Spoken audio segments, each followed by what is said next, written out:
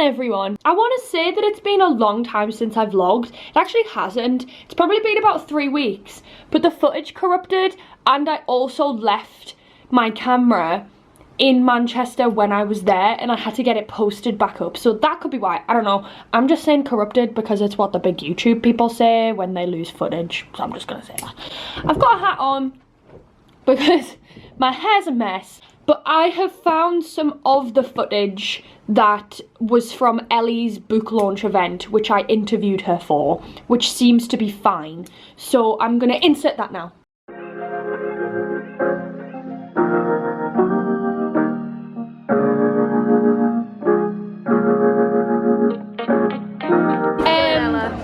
Ever so slightly underprepared, but we're in a room full of probably ADHD, so it's fine. It's fine. Can you hear me? Hi everyone. Welcome, welcome. We are here to celebrate the launch of Ellie's book. Welcome, Ellie. Ellie is my wonderful friend, content creator, speaker, and penguin author. Would you like to say hello? Hello, thank you so much for coming, everyone.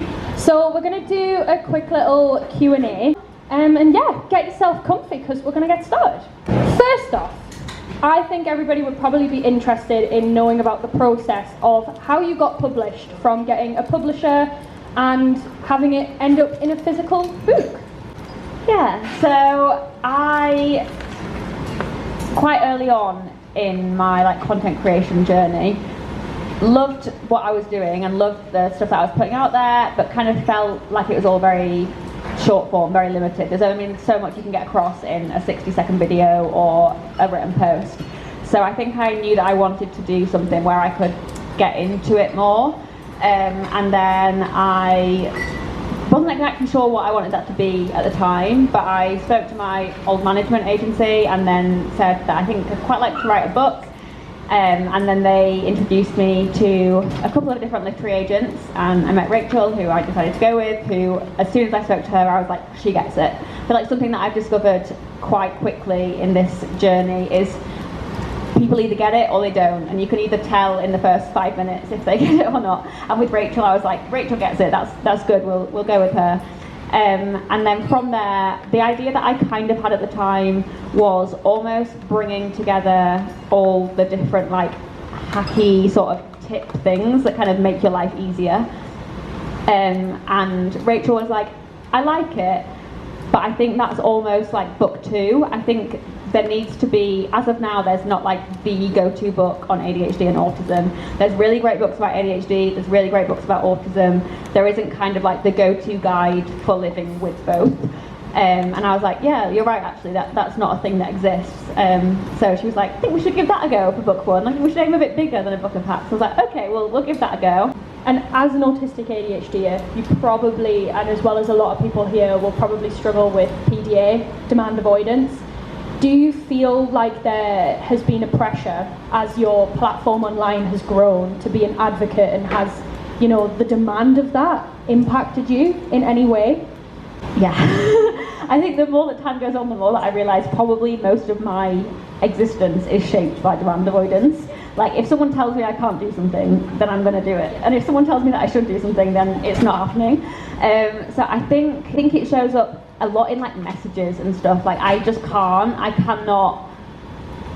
can't reply to things. I can't be in my inbox. I can't be in my comments, just because it feels the demand comes from me, because I know that no one, when they're commenting or when they're messaging, is demanding a reply from me. They're very nice, and they're probably just say, a lot of the time people will put, I know you probably won't read this, but in my head, because it's I want to be able to reply to people, I'm then putting pressure on myself, so I can't do it, I'm really sorry. What would be the biggest piece of advice that you would give someone who might want to go into content creation or might want to go into writing a book, in terms of being an autistic ADHD, or what advice would you give them, having gone through this yourself? Boundaries. Boundaries, please learn them, because I still haven't. Yeah, I think everyone in this room who is both autistic and an ADHD Like, I think I've just accepted the fact that I'm never not going to be in a burnout cycle. Like, I think when I first got diagnosed, I was like, oh, now I know what's going on. I can stop myself from getting burnt out. But here I am, not ever doing that. Because there's one side of my brain that wants to do everything all the time, do new projects, take on new things, say yes to everything, meet new people, all of these things. And then there's the other half of my brain, which is like, we need to lie in a dark room and not speak to anybody for 6 months. I don't want to not alarm anyone, but Ellie Middleton is behind me. No, oh my god. We're back.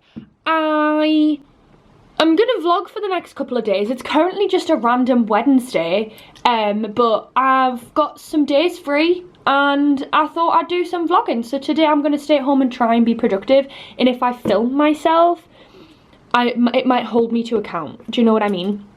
Tomorrow could be going to IKEA, and I also might go see the Hunger Games again. So actually, that's a good point. Right now, let me do my initial review of the Hunger Games. It's kind of spoiler free, but if you've not seen it, skip. I have read the book, A Ballad of Songbirds and Snakes. I think it's my favourite book out of the 4 Hunger Games sort of universe books. I think it's better than the trilogy because it really focuses on character development, and the progression of Snow from the beginning to the end is just like immaculate. What the film did not do a great job of was still maintaining the fact that Snow was a villain from the beginning. Like, he might not be evil, but he was still a bad guy, and you get that through his internal monologue and the shit that he says about people. Like, he is calculated. He's not misguided, he is calculated. He knows what he's doing. He sees people as pieces of meat. He sees people as pieces of, like, you can help me get to the top. You don't see that as much in the film. That's my initial review. Sometimes I need to see a film a few times to digest it, so I'm gonna go see it again. And maybe I'll feel different because I'll pick up on things that I didn't pick up on the first time because it was the first time watching it. But if anybody's seen it, let me know. I think they did a great job of, like, highlighting that that book is not about action, it's about character. But I just wish that they'd focused a little bit more on how he was still evil. Like, something didn't just snap in Snow. He was always a horrible person that just needed to be nurtured by other horrible people. And I don't think they got that very well. Anyway, I'm gonna go make my morning coffee. Here we go, guys.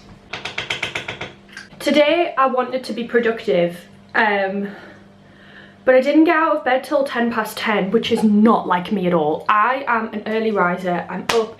I like to seize the morning. So now I don't really know what to do because it's like messed with my schedule of what I had planned. Not that I had a set structure, but the fact that I've got up late is just, oh, that won't even be late to some people, but to me that's like a major lie-in. My plan is to do admin, illustration work, clean,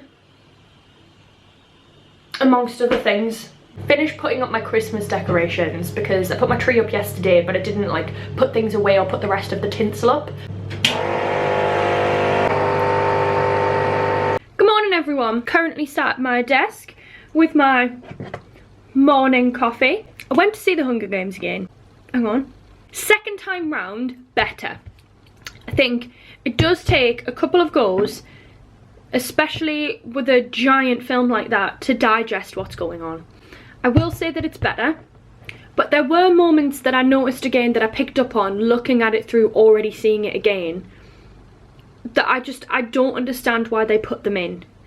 Because it made you have empathy for him, and I don't recall them like being in the book, so I don't understand why they've added it in.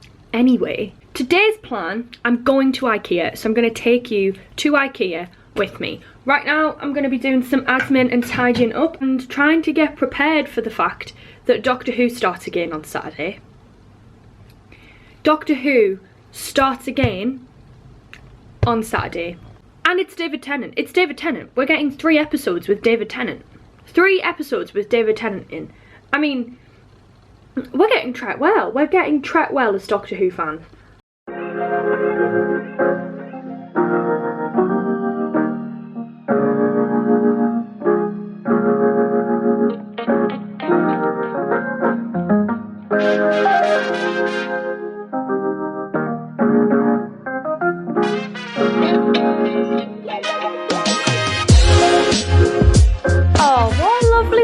around. That is absolutely lovely. I just keep forgetting to film. Like, oh, hang on. I think I found a bit of my jigsaw puzzle. Hang on. So I went to IKEA yesterday. I got some new baubles for my tree. I'm going to give you a tour of my tree. I got a new blanket that is literally this, like, the size of a king size duvet. Why are blankets so small? Like, they make blankets that are only big enough to really fit one person, which is just not good enough. And they are like thin, they're not long enough, you even feel like your feet are falling out. I just found a blanket that's meant to drape over a double bed. Happy about that. A new shower curtain, a new bath mat. Okay, honestly, I treat myself. Some new tea towels with fruit on. But I thought I'd give you a tour of my Christmas tree because this year's theme, like most themes in my house, are just chaos. It's like crazy, weird things that don't make much sense and usually wouldn't have a place on a Christmas tree, but like, I don't really care. I don't really care. First off, I'll give you a lovely pan down of the tree. Ignore the curtains, they're tucked behind the radiator to keep the heat in. Lovely, absolutely lovely, stunning, stunning, stunning. As you can see, we start with silver pink, silver pink, silver pink, wrapped the way around. I love silver silver and pink till, I don't know what I'm saying. Honestly, I don't know what I'm saying. Yesterday, I found these baubles in IKEA. It was £10 for a pack of 16, and they're like pastel colours. It's not showing up the best, but they're like a muted, nice pastel-y colour, and I really like it. So, first off with the strange decorations, AirPods, which I think, as an autistic person that lives in headphones, I mean, what else can I say?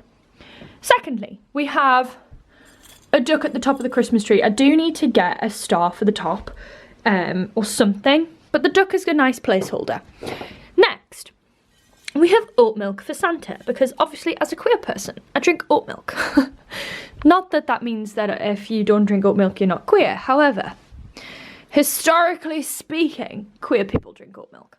Then we have a tufted cat inside of a Christmas tree. So, you know, we've got some Christmas tree multiverse going on here.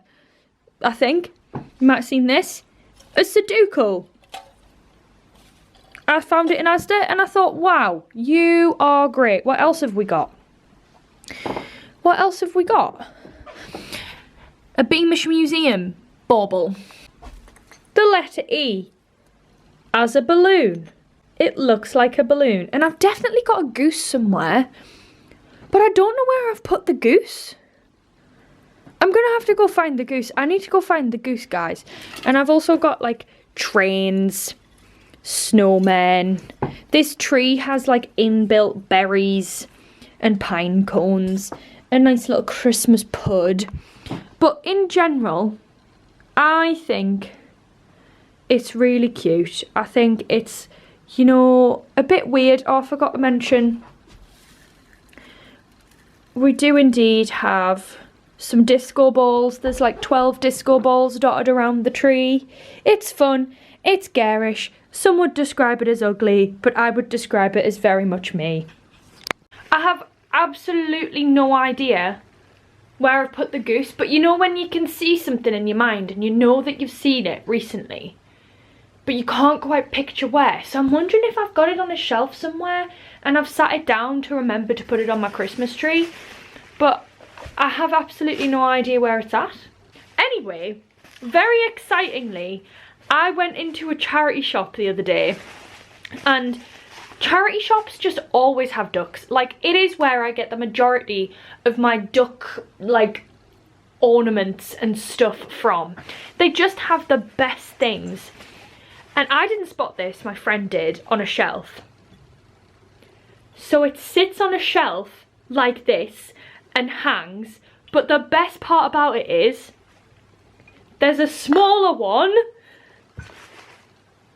and an even smaller one. Okay, we have got, this is probably going to be resting very precariously and a little bit scary actually, 3 ducks that go in descending order of size that are just going to sit on a shelf and hang like that. They were £5 for 3, not £15, £5 for all 3.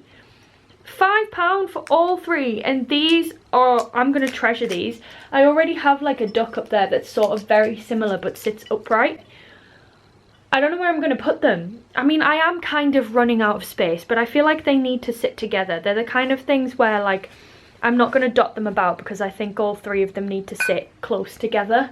And I'm also sat doing a jigsaw puzzle. You usually find me in my vlogs in this space. This is usually where I'm sat when I sit and vlog and I do like a big rant about something that probably nobody cares about. I'm probably going to end this vlog here. It's been little snippets of my life this week and also a random evening that I spent in Manchester interviewing Ellie, just like pushed into this vlog for absolutely no reason because the last vlog that I was due to upload just disappeared into the universe. Let me know if you're happy to see the vlogs back. Not really sure when the next one's going to be coming your way, but you know, life goes on. Anyway, bye guys, Merry Christmas. Maybe I'll try and find this goose with a Santa hat.